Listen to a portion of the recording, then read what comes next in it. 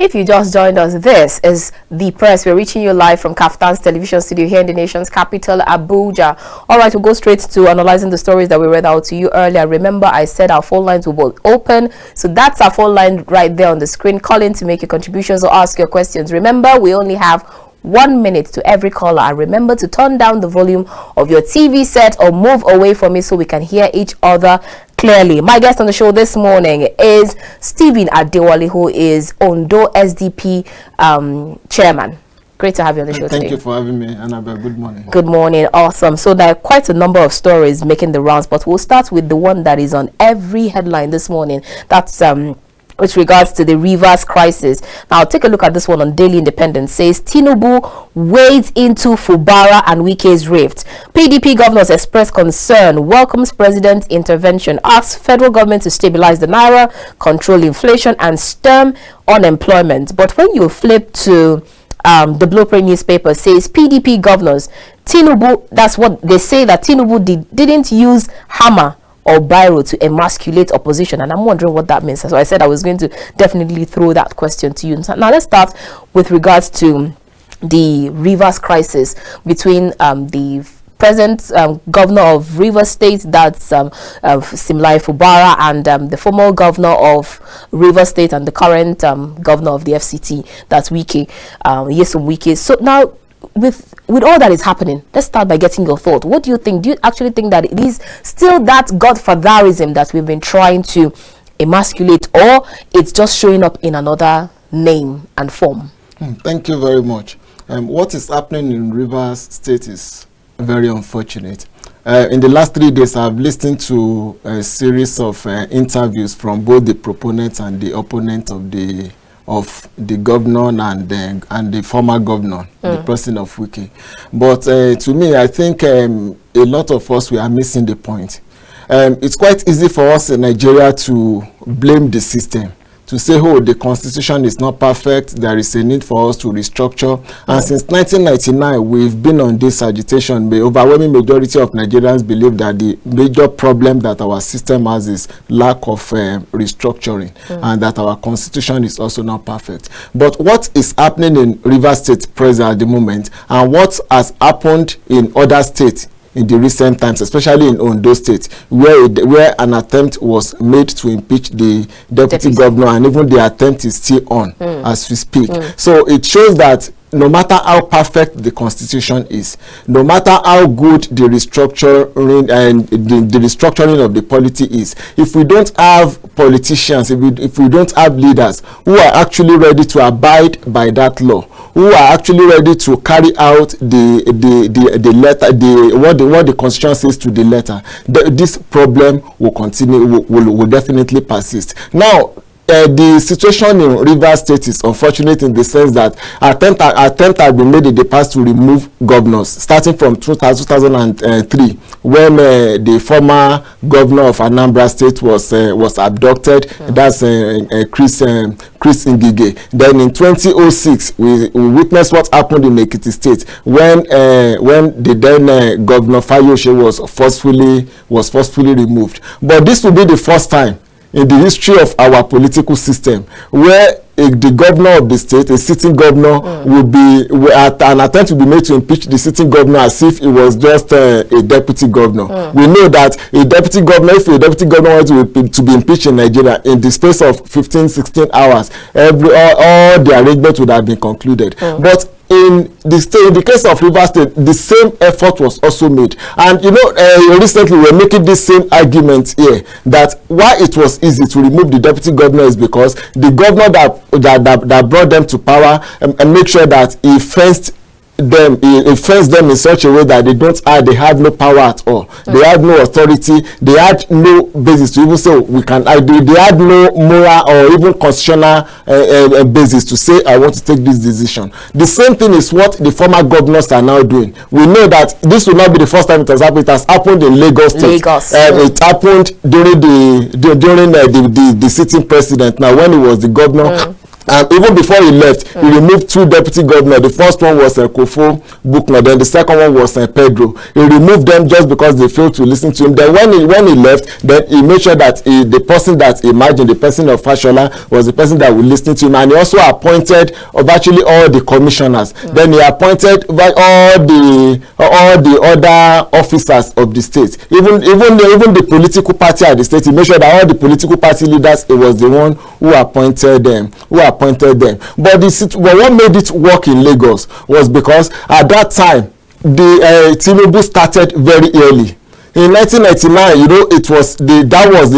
that was time that we returned to democracy. And Tinubu, virtually all the people who were following Tinubu at that time, they were people who were new to the system. But in the case of Rivers State, realize that the people who were following Wike, for example, they were not really organic followers. That it was not even the one who brought them up. Unlike what happened in Lagos, where virtually all of them could swear their allegiance to Tinubu. They could say without Tinubu, we would not have gotten to this position. But many of political actors, especially many of those who are even following former Governor Wike today in Rivers State, many of them started this political journey with them as far back as 1999. So it was a transfer from being old list followership to Amechi, then to Wike. So that's why it's going to be extremely difficult for them to replicate what they've been able to achieve, what was able to achieve in Lagos. It's going to be difficult to replicate. So you see him trying to replicate that? Definitely, that was what that's what the governor, the former governor, did.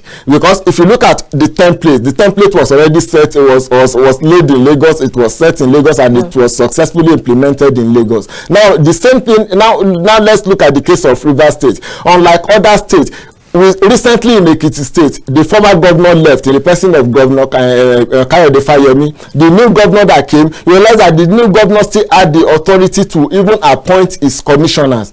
So, but in the case of Rivers State, what happened in what had been practiced and is still being practiced in Lagos was what was being implemented in Rivers State. Now the governor was just there as a figurehead.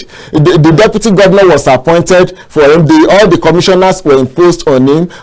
Virtually even the chief justice was loyal to someone else. So the same thing that had already succeeded in Lagos is what they are trying to implement. So we are now witnessing a situation whereby the governor is now more or less like a deputy governor, whereby the governor can be impeached in the space of in a matter of hours. Virtually all the members of House of Assembly, they are loyal to the former governor. So the problem is definitely going to persist until we have the leaders who are actually ready to do the right thing. So regardless of constitutional review, reform, overhaul, or whatever the name we want to call it, it still have to go back to leadership.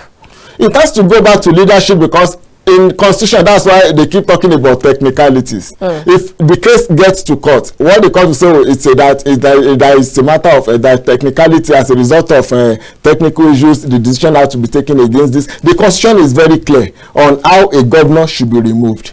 If, for example, if you are going to remove a sitting governor, there must be some very strong allegations must have been leveled against that governor. Then the members of House of Assembly will sit down. Then they will debate. Then they will debate on those weighty allegations. Then from there, they will inform the Chief Justice to set up a committee. So you don't just sit down in a matter of hours and you decide to just sign a notice of impeachment on the sitting governor without any documentations or whatever to show that this governor had actually gone against the constitution that is swore to uphold. So the problem will definitely persist because no matter how good our constitution is, if you don't have leaders, don't forget that if this constitution that we talk about, it's human beings that wrote the constitution, and the people who are doing all these things, many of them are even lawyers. Many of them are being supported by lawyers. That's why all these issues in Rivers State. But if you sit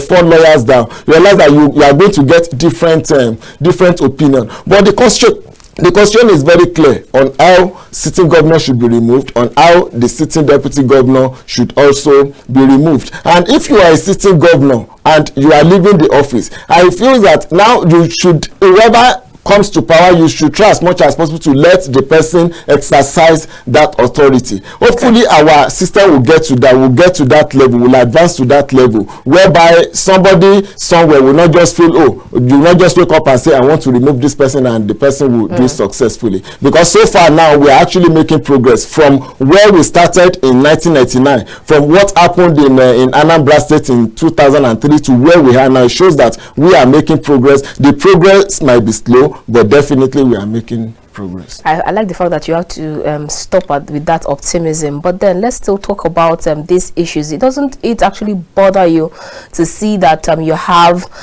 we've been saying we want to stop godfatherism, but yet you still have people who are loyal to their successor or predecessors, and then you still have people who would want to put their pressure, put their nails on their successor's neck. And then I've read so many stories with regards to the Wike and then the Fubara part, and then some stated how Fubara is not allowed to use the state jet, and then how the former governor left some loans and then left for the current governor to pay, and then it's really worrisome. But now I also hear you say that the governor is seen as a figurehead, and I'm wondering if the governor is seen as a figurehead, then what will the deputy governor be seen as? So now in this case, do you see what happened in Lagos, like you said, in the time of during the Ambode's administration, how he was thrown out because he was not being loyal, according to what some people said? Do you actually see that playing here again? Yes, that's exactly what is playing out in Rivers State at the moment. But why it could succeed in Lagos, like I said earlier, was because that structure, before Adewale came on board, the structure had been put in place, and the structure had been built as far back as 2003. So it was difficult for just a sitting governor in the person of Ambode to just say, okay, I want to uproot all the structures that was built around him. But in the case of Rivers State, the Rivers State will not add a situation where one political godfather ruled the state for even a period of 16 years. The man who started all this, who could have even been referred to as the genuine or the authentic or the pioneer godfather in Rivers State, was Peter Odili. But even immediately after Amechi emerged as the governor in 2007, we realized that Amechi started developing his own structure. Then Amechi was there till 2015. Then in 2015, Amechi moved from PDP to APC, despite the fact that Amechi did not support Wike. Ended up emerging as the governor in 2015, and Wike was also there for a period of 8 years. Now Wike wanted to start what no former governor had been able to achieve in Rivers State, and they thought the only way they could do that was to because we can say, or to unpick somebody that was not that popular, and the governor uses political clout, his financial resources and all that to impose the man on the entire state. And virtually all the people around the man was appointed by the former governor. It was a template that was already been practiced successfully elsewhere. But in the case of Rivers, I don't see that. I don't think that is going to be a successful experiment. And also, we have to appreciate President Tinubu for his decision to intervene. But at the same time, personally, I don't even think somebody like President Tinubu in a situation will want a situation where the polity would overeat in a Rivers State. The reason is this: if you look at what is happening in the country economic-wise, there are a lot of crises. And even the president himself was just vindicated by the Supreme Court. And even in the court of public opinion, many people were still of the opinion that the certificate was forged, that the election was rigged, no matter irrespective of regardless of the decision of the court. So if something, if a president like that now decided to support another crisis in another state, it's definitely going to affect him. Not even in a situation where the man who was spearheading the crisis in Rivers State is a very close confidant of the president. And another problem that we have, why we keep talking about the constitution, what happens in Rivers recently, whereby even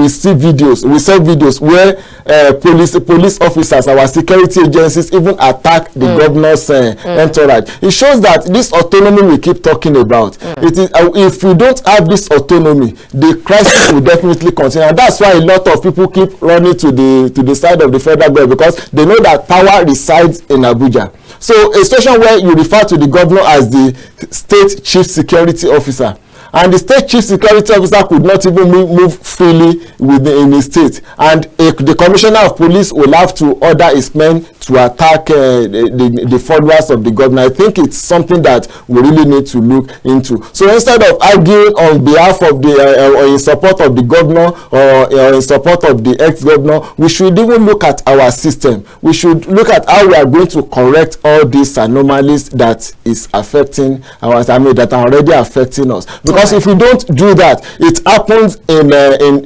Rivers State today, is definitely going to happen elsewhere tomorrow. And whatever agreement that was reached yesterday, I don't really think that will definitely solve the problem in Rivers State. Because now, as at now, there is nothing to show that probably the ex-governor is going to allow the governor to exercise the authority. But then he also said that he has no hand in what is happening.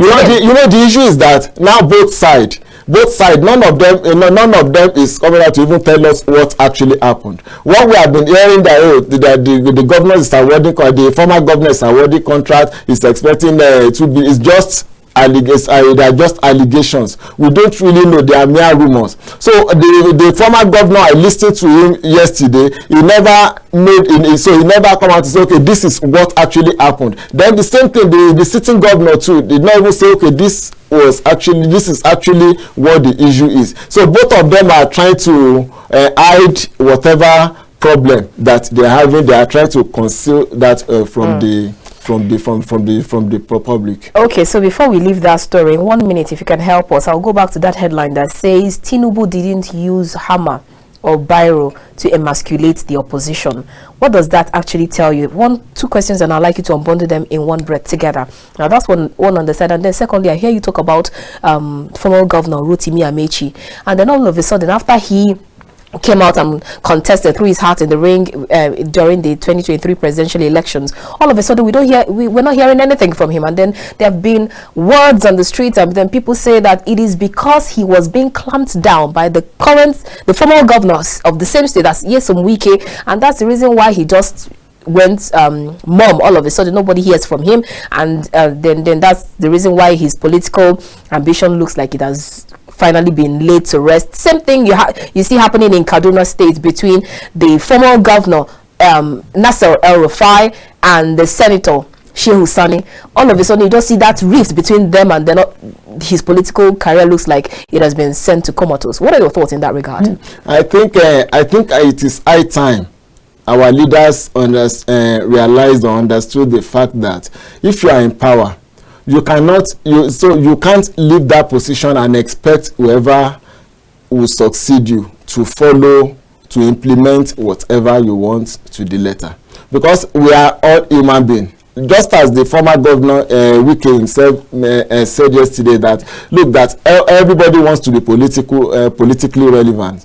If you are leaving the place, you want to maintain your relevance, then the other person that is coming, the person also wants to build his structure. So we just need to appreciate the fact that we, in a nation of over 200 million, if God helps you to the point that you emerge as a leader, even if it is just a local government chairman, you need to know that there are a lot of people who could have been elected into that position. But a situation where we leave the office and we want to play God, it has not really been working for anybody since 1999, except what worked for the people of Lagos, for them in Lagos. And we know it worked for them in Lagos because people want it to work.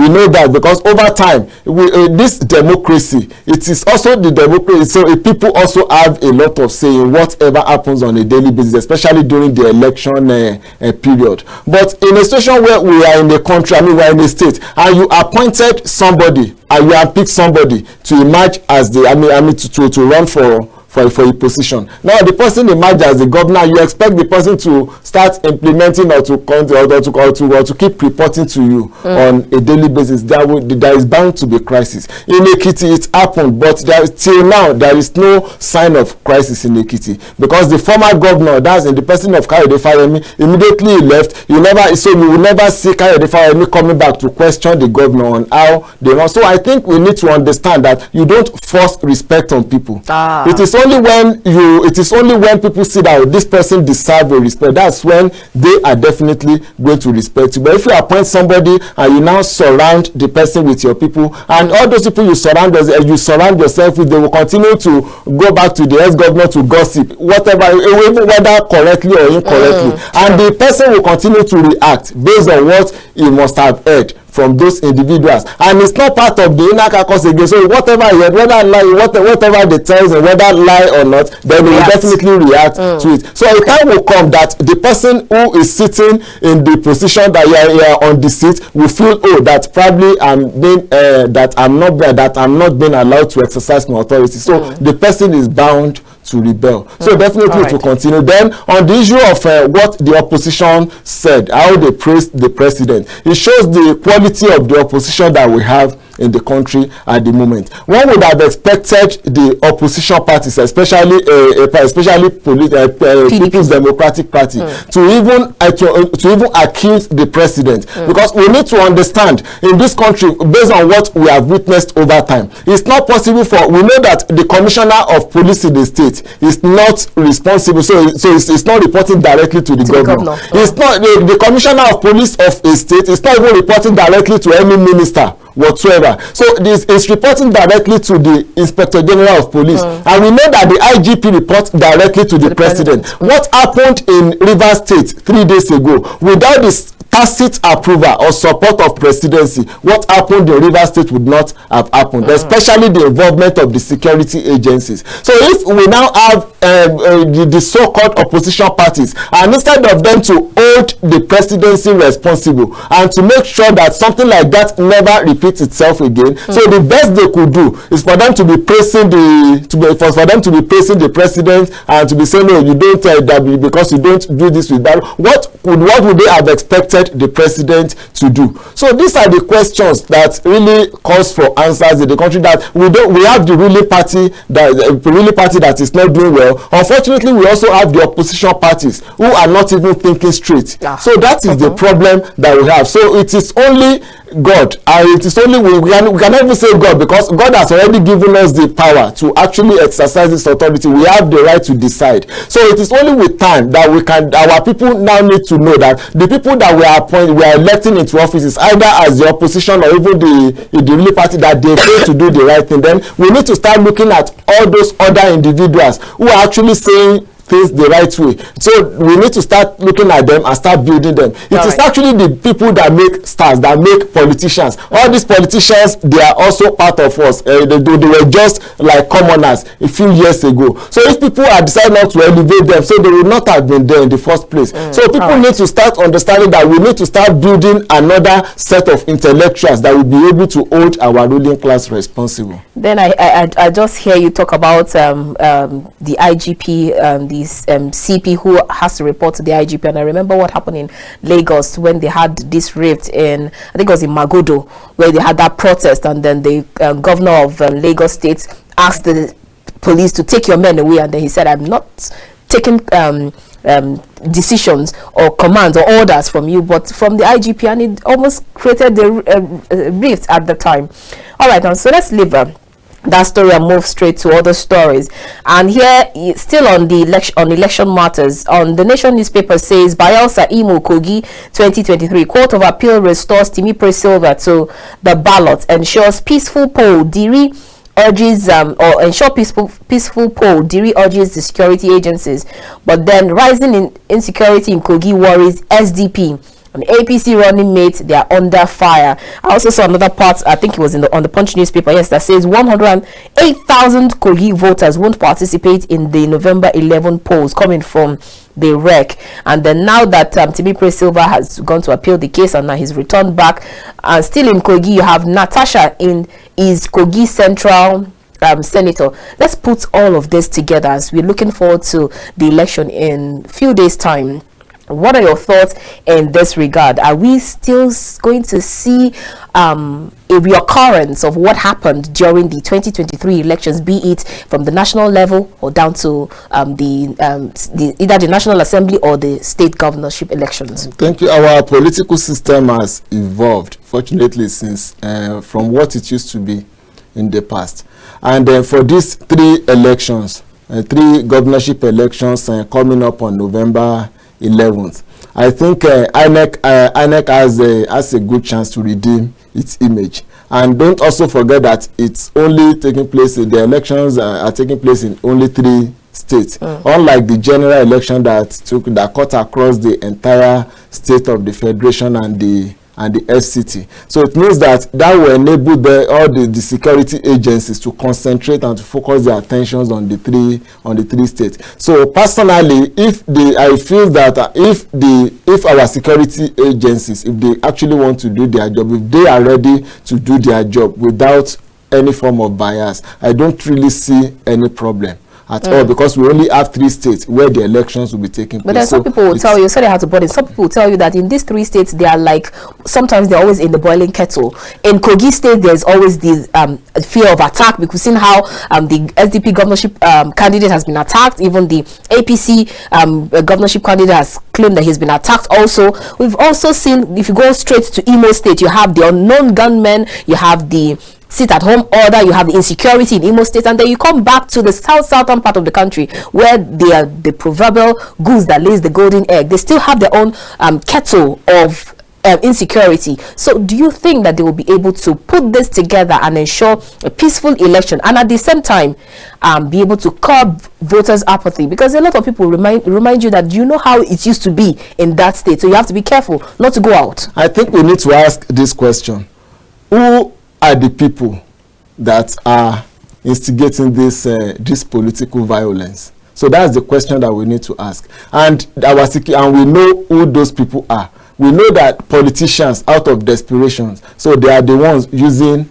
all these political talks. They are the ones financing them. They are funding them. They are backing them with everything that is required. So, and our security agencies, they have more information than an average citizen in the country. So they know these individuals, and they know that if they actually want to do their job, they know the right people to call to order. So that's why I said that if our security agencies want to do the right thing without any form of bias, it's going to be very easy, because we only have 3 states. So they know these political actors. Let's go back in time to 2015, for example. Look at what happened. We talk about political voters' apathy. Look at what happened in Kaduna State in 2015. Because the southern Kaduna, the governor at the time, the person of El-Rufai, they realized that the southern Kaduna, that they were likely to vote for PDP. And as a result of that, the governor himself, who was supposed to be the chief security officer of the entire state, came out and started reeling out false figures about how some attacks were carried out, and 3,000 people were killed in some part of southern Kaduna, and 5,000 people were killed, and he kept saying that on a daily basis. And our security agencies even failed to call the governor to order. And at the end of the day, overwhelming majority of the people in that part of the state failed to come out, because that fear had already been instilled in them. So almost of these things that they do, it is in a way for them to create this voter apathy, to create that tension, and for people not to come out on election day. Because so is it going to be a win-win for them? Definitely it's going to be a win, because now they have security agencies on their side, and it's quite unfortunate, but that is the truth. So they have the security agencies on their side. Like I said, if they want to do their job, they know the right people to call to order, and they know that some of these things are lies. So they've been able to arrest a lot of people, even in Kogi State. So even from the ruling party, all the people that have been arrested to date, how many of them have been arraigned? So these are the questions that we need to keep asking. So the actions and the attitude of our politicians with what we term as voters apathy, it goes hand in hand. So that's the truth. So actions of our politicians have a way to affect the decision of voters, whether they are going to come out on election day or they are not going to come out on the election day. Now, another problem now is that we now live in a country where our political system has been highly monetized, and we see what has been happening. We read on the pages of newspapers how even the list of the governorship candidates will call for fund donation, and you hear that they contribute that 3 billion, 5 billion, 10 billion naira was. So you keep asking yourself, what are they actually going to use all this money for? So that's where all this problem will continue to come from. But I hope that if INEC is actually ready to do the right thing, we are not likely to witness what was witnessed during the last general election, because in this situation all their equipment and all their gadgets will be concentrated in those three states. All right, let's quickly take this call. Hello, good morning.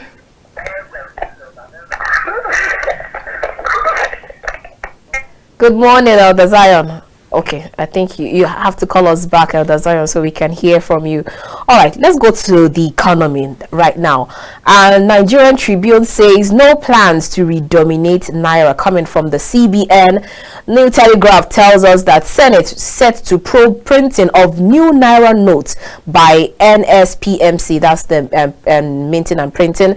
And then when you go to Daily Trust, the big headline there looks scary, says cash scarcity returns to Kano and Borno state, and the writer says banks ration withdrawals as ATM run dry. Old notes won't be phased out in December 31st, coming from a particular CBN official, not even the CBN governor. And then you have Abuja BDC operators decry Naira crunch. Now we'll move to the Matrix newspaper, says Tinubu targets 750 naira to a dollar exchange by end of 2023, even though we are over 1,000 at the moment. Still on that same story, when you go to the Blueprint news, not the Blueprint, I think other stories, I can't actually place my finger on which story said so. But then if you have to talk about this, we knew all that happened during that cash redesign and then the cash crunch and all that happened. But now are we, and you have this day newspaper telling us that cash withdrawal and the scarcity has come back to Borno and Kano state. Do you see us going through that, what we went through during that the formal administration of the CBN governor with regards to cash? Let's start with that regard. Well, we don't even need the CBN official to tell us that it's not realistic to remove the old notes from circulation in December, because the arrangement or the plan when the old notes and the decision was taken that both the old and the new notes should coexist until December was that gradually the number of new notes, the quantity that will be produced will continue to increase until it will enable them, until that will enable us to remove the old note from circulation. But presently now we even have more of old notes than the I can't remember when last I saw my more of old notes than the new notes. And evidence shows that the NMSC has not even been printing more of the new notes. So it's not actually realistic. Now the problem with this cash is that, you know, in Nigeria there is our leaders, or when we say our leaders, not even only political leaders, even economic leaders or people who make some form of money in all these things. So they have a way of creating artificial scarcity. So that's what we see presently in Borno. But I hope that with time, by the time the CBN governor comes out with official announcement, that will definitely put an end into that. So I don't really see that. Then as for the decision of the National Assembly to probe the redenomination of Naira, I don't really think I don't really think anything will come out of it, because it's not before now.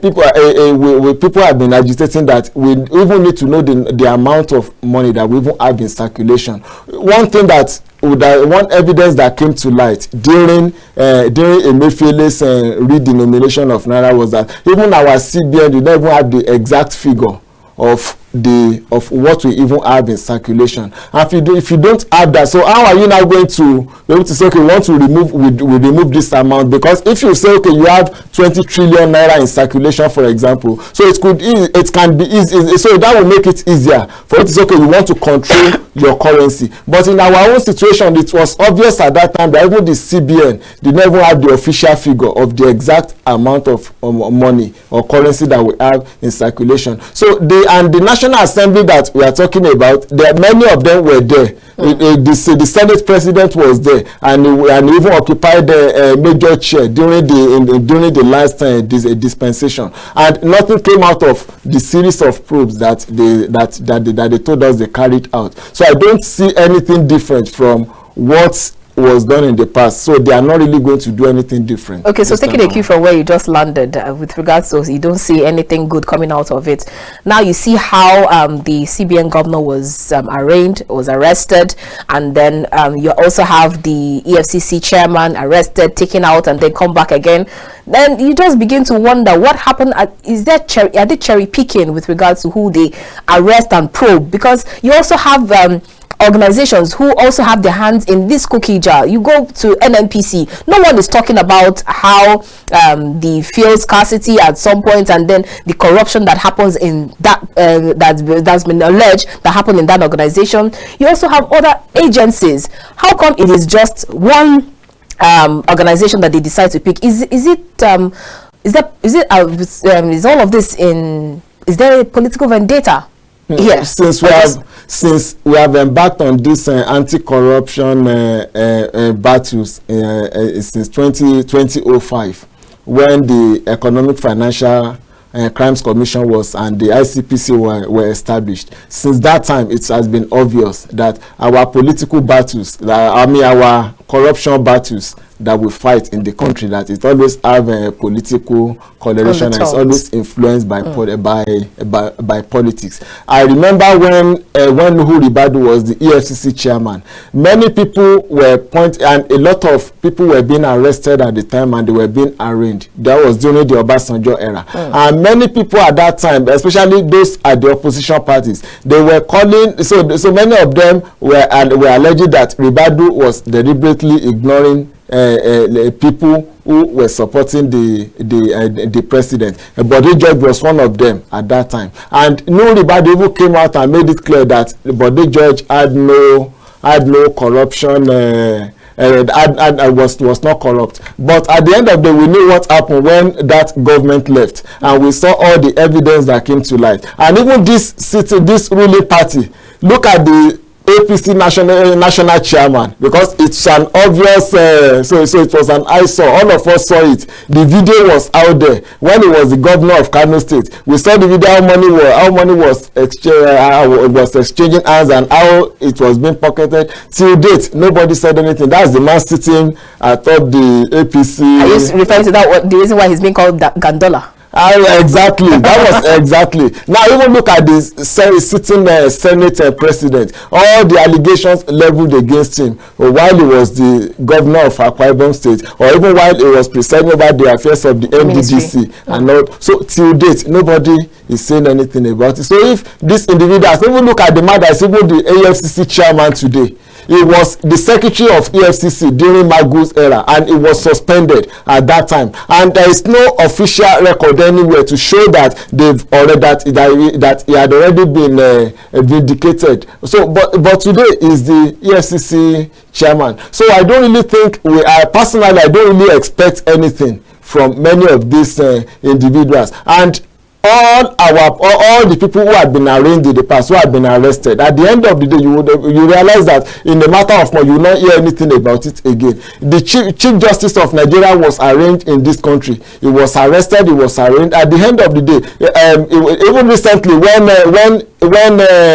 Justice Datijo was leading, he mentioned it. He said that the Chief Justice, that they had to reach a political agreement. So it shows that if they could reach political agreement on the case of the corruption case for former Chief Justice of Nigeria, it means that the same political agreement will be reached, will be extended to other individuals. So at the end of the day, we've seen a lot of people, even during the Buhari that were arrested, and today nothing has happened. We've never heard that, oh, this person has been sentenced. And you have some of them who even have the gumption to come back and contest elections. Exactly, a lot of them, they are coming back. Look at, you mentioned Bayelsa the other time. Look at the decision of the appeal court. Now it was very clear in the constitution that if you are a criminal or you have participated in this criminal in any criminal activities, you are not eligible to contest. I'm not a lawyer, but it's very clear in the constitution. Now one would have thought that for somebody who was a former militant, and it was very clear that this person was a militant, and he was never pardoned officially among, and now the person is running as the deputy standing as the deputy governorship candidate of a major political party in Nigeria. So one would have expected that that is enough to even disqualify those candidates. But now the appeal court is saying no, there is nothing wrong with it, so technicalities will carry the day. So it's quite unfortunate with what is going on in the country, but like I said, we just need to continue to remain or to be optimistic that things will get better with time. So then it just means that the law is just for some persons, and then the other persons can decide to break the law and move. Anyway, it has always been like that everywhere. You know, it is not peculiar to Nigeria. Look at the United States of America, for example, that we're even using as a yardstick of development. The United States of America is the most corrupt country in the world when it comes to financial corruption. And yet, you see a lot of them that they continue to go scot-free. So it's always like that. But the problem we have in Nigeria is that we have not even developed to that level. So the little resources that we have, that we would have used for something positive. So that's what these individuals continue to take away, and our constitution and our law continue to shield them. And our judiciary is not even doing any better. All right, so before we leave that same story, the last one I took, that's Tinubu targets 750 naira per dollar exchange by end of 2023, and we're already in first day of November. So end of 2023, it means we are looking at the next 50 days to have 750 naira per dollar, even at the moment when it's already over 1,000 naira per dollar. Do you see this happening?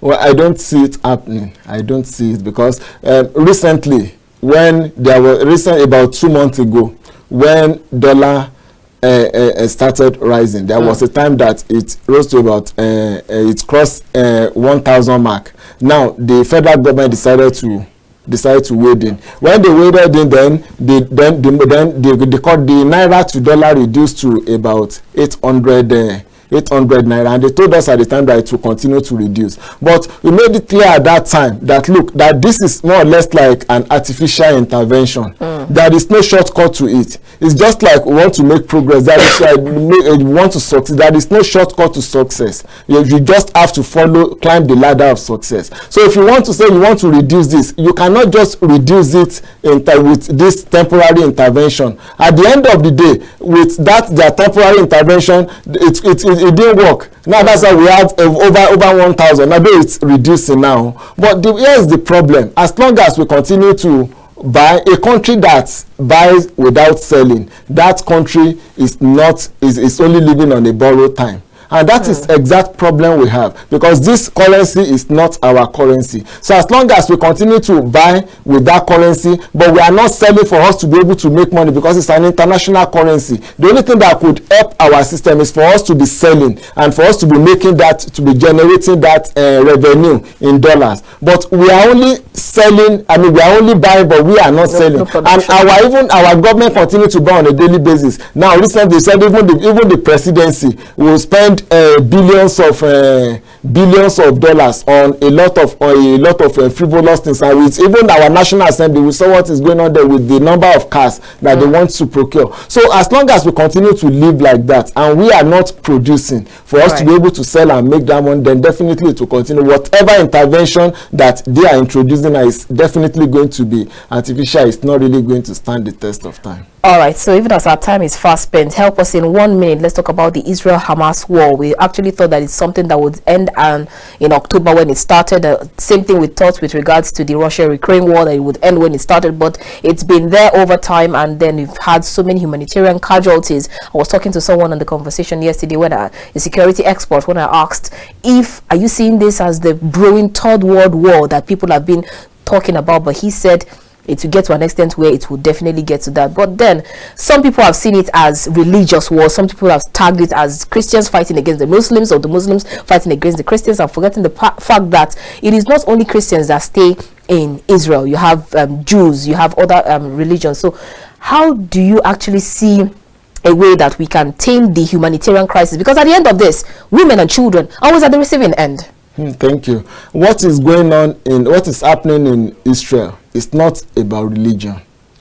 It's not really about a crisis between Christian and Muslims, because even in Israel, they have more of those who are Judaism, more of Judaism than Christianity there. So now the problem started as far back as 1948. You know, Israel was at that very place until about AD 90. So it's a very long story, and it's more of it's more of historical crisis. So Israel left that part of the world in about AD 90. That was when they were dispersed and they left the area. So the area had been occupied by the Palestinians since that AD 90 until 1948, when the Second World War ended and the United States of America declared the State of Israel. Okay, so that planted Israel.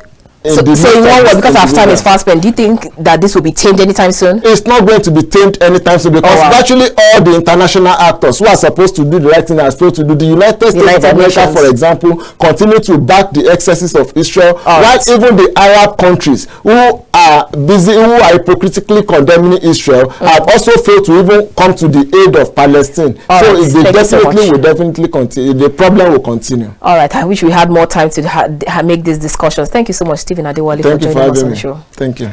All right, viewers, that's where we end this program for today. We're chatting with Stephen Adewale, who is a public affairs analyst and SDP Ondo chairman.